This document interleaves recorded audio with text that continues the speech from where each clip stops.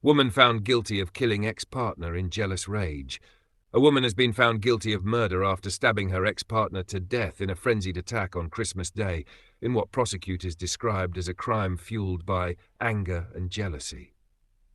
Kirsty Carless, 33, from Cannock, Staffordshire, was convicted at Stafford Crown Court of murdering 31-year-old Lewis Price, along with possession of an offensive weapon.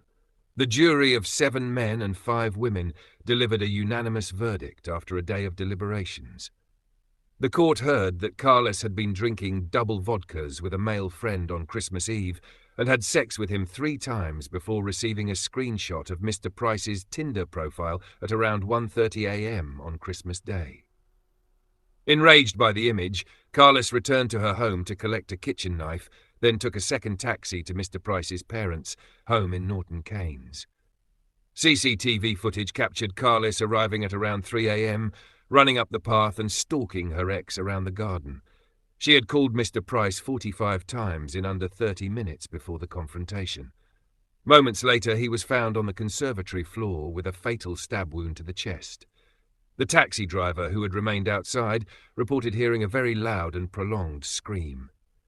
Carless returned to the vehicle just 2 minutes later, visibly sweating and panicked. She demanded to be taken to her parents' house, where she confessed the killing, and police were called.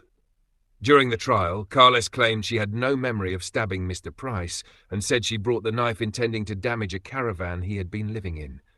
She maintained she panicked after the stabbing and was not a violent person. In addition to the murder conviction, Carless was also found guilty by a majority verdict of assault occasioning actual bodily harm over a separate attack in November 2024. She will be sentenced at a later date. Subscribe for more hard-hitting content, no bullshit, no filter.